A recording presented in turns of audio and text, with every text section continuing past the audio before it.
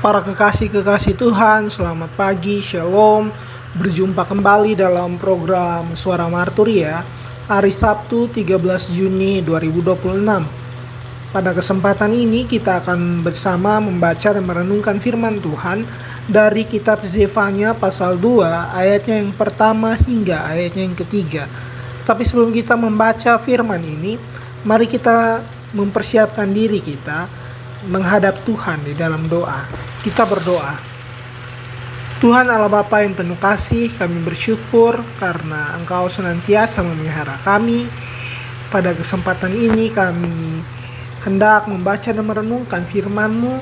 Bukalah hati dan pikiran kami, tolong kami supaya tidak hanya mendengar firman, tetapi menjadikannya sebagai sumber pengetahuan yang memberikan kami pembaruan dalam hidup. Berbicaralah kepada kami ya Tuhan, karena kami rindu untuk mendengar suara-Mu. Dalam nama Tuhan Yesus kami berdoa, amin. Kita membaca dari kitab Zefanya pasal 2 ayat yang pertama hingga ketiga. Di bawah judul perikop, seruan untuk bertobat. Bersemangatlah dan berkumpullah hai bangsa yang acuh tak acuh, sebelum kamu dihalau seperti sekam yang tertiup. Sebelum datang ke atasmu murka Tuhan yang bernyala-nyala itu. Sebelum datang ke atasmu hari kemurkaan Tuhan. Carilah Tuhan hai semua orang yang rendah hati di negeri yang melakukan hukum-Nya. Carilah keadilan, carilah kerendahan hati. Mungkin kamu akan terlindung pada hari kemurkaan Tuhan. Demikianlah pembacaan firman Tuhan. Saudara-saudara yang terkasih, kitab Zefanya ditulis ketika bangsa Yehuda mengalami kemerosotan rohani.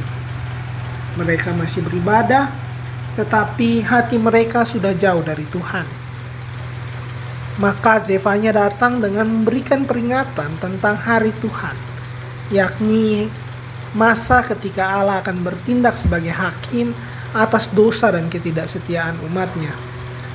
Namun sebelum berbicara tentang hukuman tersebut, Tuhan terlebih dahulu memberikan kesempatan. Dan inilah yang dicatat dalam ayat yang kedua, dalam pasalnya yang kedua.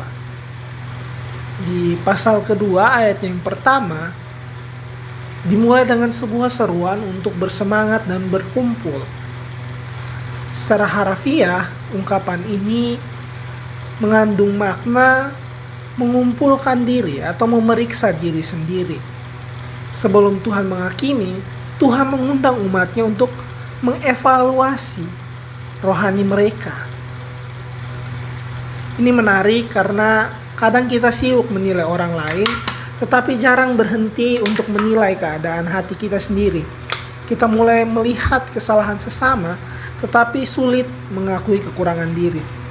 Melalui Zefanya, Tuhan berkata, sebelum Tuhan yang datang periksa, lebih baik periksa dirimu sendiri.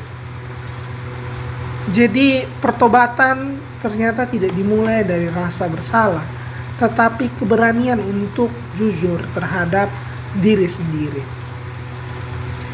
Ini dilanjutkan di ayat kedua yang mengulang kata sebelum sebanyak beberapa kali.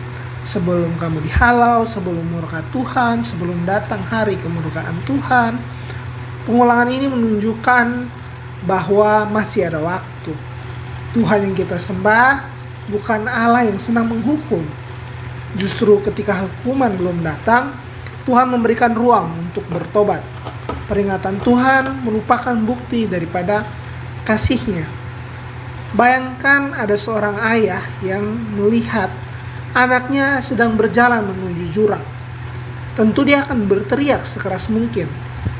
Teriakan itu mungkin terdengar keras, tetapi sesungguhnya lahir dari kasih yang memperingatkan. Demikian juga dengan firman Tuhan yang menegur kita. Dia membuat kita tidak nyaman, tetapi itu adalah bentuk kasih dari Tuhan yang tidak ingin kita binasa. Kemudian ayat yang ketiga menjadi pusat daripada bagian ini. Carilah Tuhan, carilah keadilan. Carilah kerendahan hati. Kenapa kita harus mencari Tuhan? Bukankah Tuhan ada di mana-mana? Mencari Tuhan bukan berarti Tuhan hilang. Yang hilang justru kepekaan manusia terhadap kehadiran Tuhan. Kita bisa beribadah tapi tidak sungguh mencari Tuhan.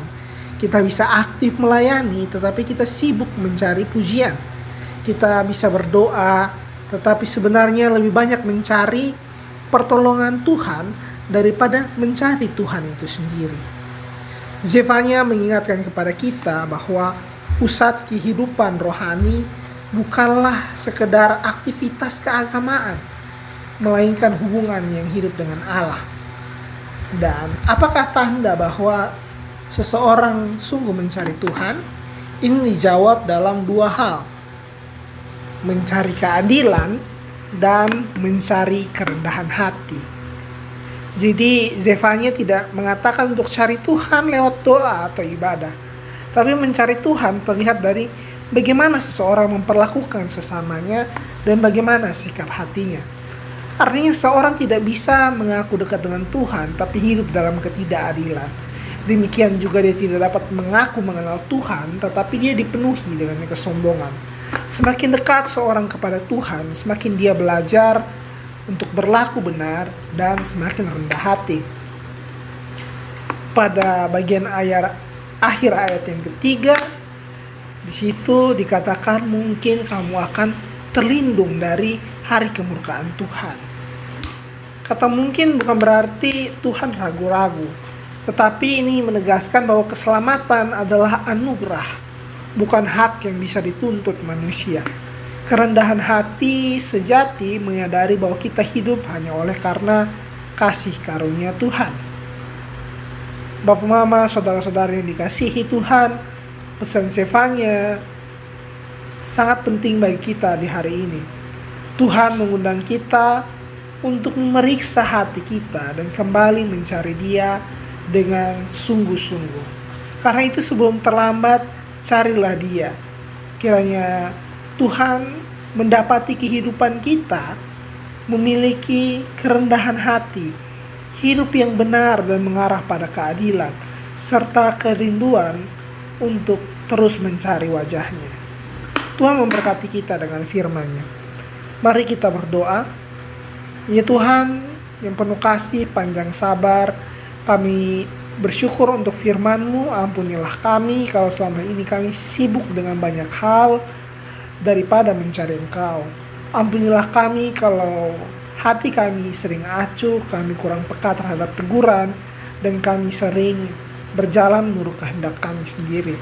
Ajarlah kami untuk memeriksa diri dengan jujur di hadapan-Mu. Tolong kami mencari Engkau setiap hari dalam keadilan dan bertumbuh dalam kerendahan hati. Biarlah hidup kami semakin berkenan di hadapan Tuhan dan menjadi kesaksian bagi banyak orang. Di dalam nama Tuhan Yesus kami berdoa. Amin. Saudara-saudari, terima kasih sudah mengikuti suara Marturia hari ini. Kiranya firman Tuhan menolong kita untuk mencari Tuhan dengan hati yang rendah dan hidup yang berkenan kepadanya. Tuhan memberkati kita semua. Shalom.